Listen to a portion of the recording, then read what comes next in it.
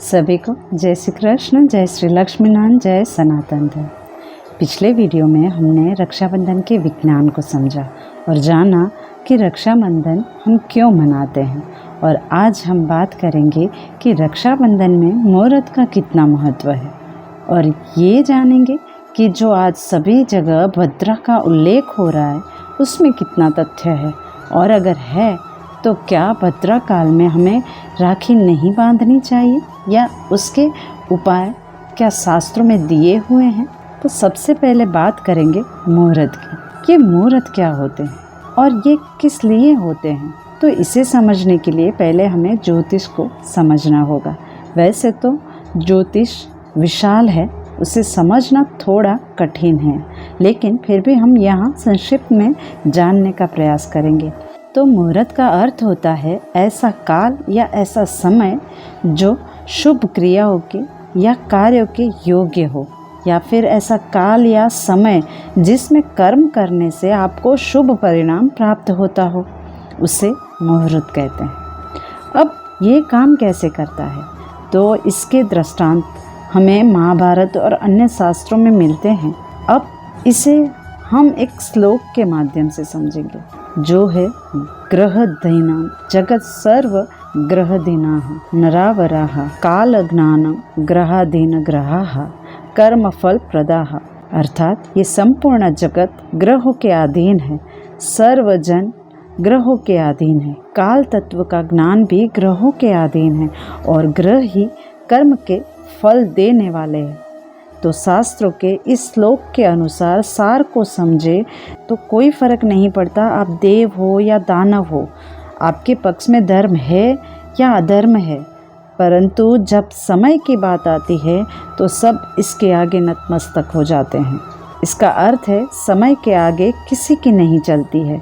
तो संहिताओं के अनुसार इस काल यानी कि समय के 5 अंग बताए गए हैं, जो है वर्ष, मास, दिन, लग्न और मुहूर्त। इनकी शक्ति क्रमशः बढ़ती रहती है। इसका अर्थ है वर्ष से ज़्यादा मास प्रबल होता है, मास से ज़्यादा दिन प्रबल होता है और दिन से ज़्यादा लग्न प्रबल होता है और लग्न से ज़्यादा मुहूर्त प्रबल होता है। इसका अर्थ है वर्ष का दोष मास दूर करता है, अर्थात पूरा साल खराब हो लेकिन एक मास अच्छा हो तो पूरे वर्ष के दोष को दूर कर देता है, और मास का दोष श्रेष्ठ दिन दूर करता है और एक दिन का दोष लग्न दूर कर देता है।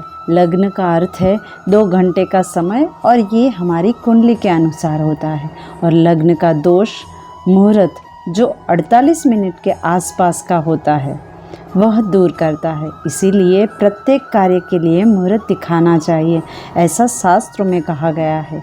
हमारे शास्त्र में प्रत्येक कार्य के लिए कौन सा मुहूर्त पसंद करना चाहिए उसका विस्तार पूर्वक वर्णन मिलता है।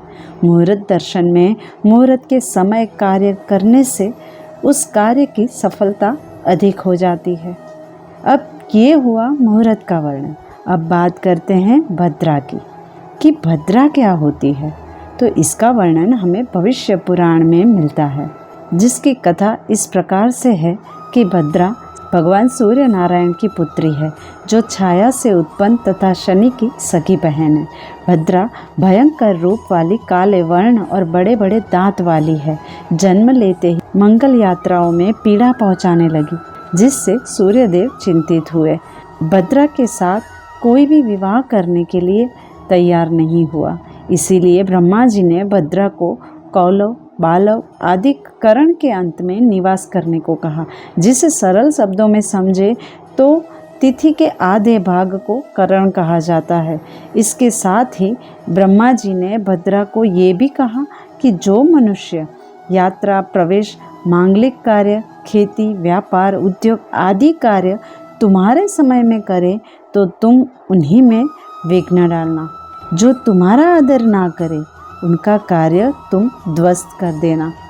इस प्रकार भद्रा यानी कि विष्टि देवता, दैत्य, मनुष्य सबको कष्ट देते हुए घूमने लगी। इस तरह भद्रा की उत्पत्ति हुई।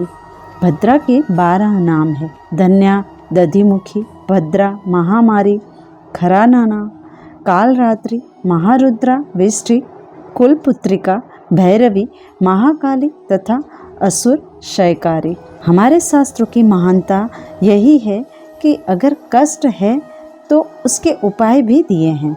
अगर भद्रा का समय चल रहा हो तो इन 12 नामों का जो प्रातःकाल उठकर स्मरण करता है, जो शिव की पूजा अर्चना करता है और साथ में उस दिन उपवास करने से उसे किसी भी व्याधि का भय नहीं होता, कोई विघ्न नहीं होता, उसके सभी कार्य सिद्ध होते हैं।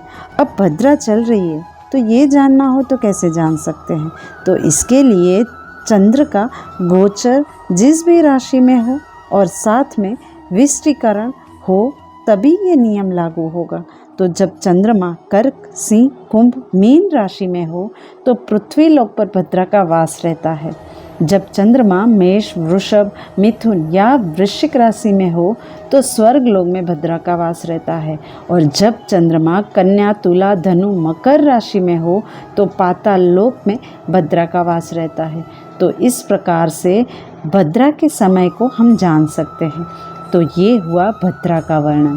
तो अब हमने मुहूर्त और भद्रा दोनों को समझ लिया कि यह कैसे कार्य करते हैं। तो अब हम हमारे रक्षाबंधन को समझते हैं। जिस प्रकार मुहूर्त से हमने समझा कि अगर साल अच्छा ना हो तो मास को देखें, मास अच्छा ना हो तो दिन को देखें, दिन अच्छा ना हो तो लग्न को देखें और लग्न भी अच्छा ना हो तो मुहूर्त को देखें। लेकिन हम सभी को पता है रक्षाबंधन श्रावण मास की पूर्णिमा को आती है।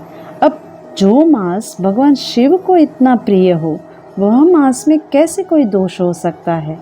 उसमें भी श्रावण मास की पूर्णिमा हो तो उस दिन में कैसे दोष हो सकता है भला? यह सोचने वाली बात नहीं है क्या? तो क्या फिर हमें पूर्णिमा के समय मुहूर्त देखने की ज़रूरत है क्या? जैसे कि हमने पिछले वीडियो में जाना कि रक्षाबंधन तो रक्षा का त्यौहार है जो एक दूसरे के भाव के साथ जुड़ा है और हमारे शास्त्रों में अपने भाव का अधिक महत्व है। कोई भी शुभ कार्य सच्चे भाव के साथ किया जाए तो उसमें सफलता मिलती ही है। और अब बात करते हैं भद्रा की। तो पुराणों में जितनी कथाएं हमें मिलती है वे सारी पहेली के रूप में दी गई है, जिसे हर मनुष्य अपनी अपनी बुद्धि के अनुसार सुलझाता है। तो भद्रा की उत्पत्ति के वर्णन को हम समझे तो हमारे अंदर के विकार ही है। जब आपका मन साफ नहीं होगा तो आपको कष्ट तो भुगतना ही पड़ेगा। इसीलिए उसका उपाय भगवान भक्ति या शरीर को या इंद्रियों को नियंत्रण करके ही होता है, क्योंकि उपवास का अर्थ ही इंद्रियों को नियंत्रण करके सतज्ञान के समीप रहना ही होता है ना। तो उम्मीद है आप सभी को ये ज्ञान पसंद आया होगा और अगर पसंद आया हो तो इसे लाइक और सब्सक्राइब ज़रूर से कीजिए और इस ज्ञान को दूसरे लोगों तक भी पहुंचाइए। क्या पता इस वीडियो को भेजकर आप दूसरों की मदद ही कर रहे हो। तो मिलते हैं अगली बार ऐसे ही एक और ज्ञान के साथ। तब तक अपना और अपनों का ख्याल रखें और खुश रहिए।